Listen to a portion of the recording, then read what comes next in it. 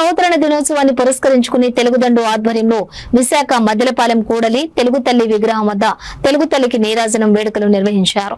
ఈ కార్యక్రమంలోని పలువురు కవులు, కళాకారులు, సాహితీవేత్తలు, ఉపాధ్యాయులు, విద్యార్థులు, భాషాభిమానులు పాల్గొని తెలుగు తల్లికి పుష్పాభిషేకం చేసి మాతృభాష రక్షణ కోసం ప్రతిజ్ఞ చేశారు.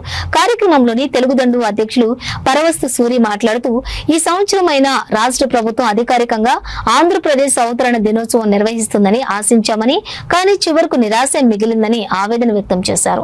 ఆంధ్రప్రదేశ్ అవతరణ దినోత్సవాన్ని నిర్వహించలేని కూటమి ప్రభుత్వం అంతర్జాతీయ స్థాయిలో అమరావతిని నిర్మిస్తామని చెప్పడం బూటకమని విమర్శించారు.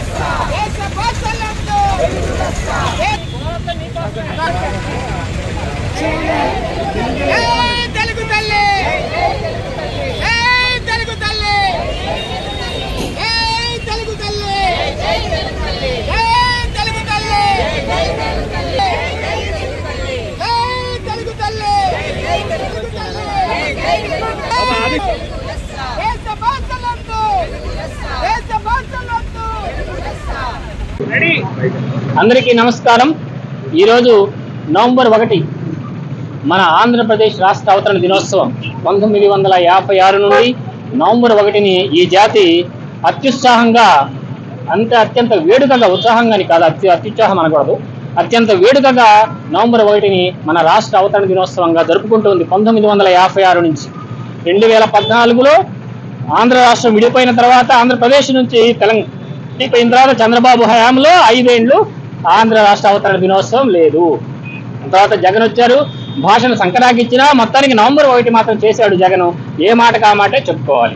తర్వాత ఇప్పుడు మళ్ళా చంద్రబాబు గారు దూకారు రంగంలోకి, మళ్ళా ఆంధ్ర రాష్ట్రాన్ని అనాథం చేసేశారు. కనీసం రాష్ట్ర అవతరణ చేయడానికి ఎన్ని కోట్లు ఖర్చు అవుతుందండి? అదేమన్నా పెద్ద ఇదేమన్నా ఉందా? ప్రతి పోలీస్ కమిషనర్ గారి కార్యాలయంలో, కలెక్టర్ గారి కార్యాలయంలో తెలుగు తల్లి బొమ్మ పెట్టి దండ వేయడానికి ఎంత ఖర్చు అవుతుందండి? మీరు పెట్టే దిక్కుమాల ఖర్చులతో పోలీసు ఏమైనా పెద్ద ఖర్చు? పోనీ మాలాంటి తెలుగు వాళ్ళని చేయమన్నా కూడా మీరు కేవలం ఆంధ్ర రాష్ట్ర తరఫు నుంచి భాషా వాళ్ళరా మీరంతా తెలుగు తల్లి దండ వేయమంటే అప్పో సప్పో చేసి అడుక్కొచ్చే తెలుగు తల్లికి దండ వేసుకున్నారు, పూలేసుకుంటారు కదా. అటువంటిది లేనిపోని అపకీర్తి మూట కట్టుకుంటున్నారు చంద్రబాబు నాయుడు గారు. గుర్తుపెట్టుకోండి, గతంలో కూడా మీరు 5 ఏళ్ళు అధికార భాషా సంఘం లేకుండా తెలుగు భాషను, ఆంధ్ర జాతిని అవమానించారు. ఈసారి కూడా ఏదో సామెత చెప్పినట్టుగా వేమన గారి పద్యం ఉంది, వరగరాతి గుండు పగుల గొట్టగవచ్చు, కొండలన్నీ పిండి గొట్టవచ్చు, కఠిన చిత్తు మనసు కరిగింపగారాదు. గొంతు పోయింది. విశ్వదాభిరామ కఠిన చిత్తు మనసు కరిగింపగారాదు, విశ్వదాభిరామ. గతాన్ని గుర్తుపెట్టుకోవాలి చంద్రబాబు గారు. కూటమి ప్రభుత్వం ఉంది కదా అని అధికారం శాశ్వతం కాదు. తెలుగు భాషకు, తెలుగు జాతికి మీరు ఏదైనా మేలు చేస్తేనే మీరు చరిత్రలో ఉంటారు.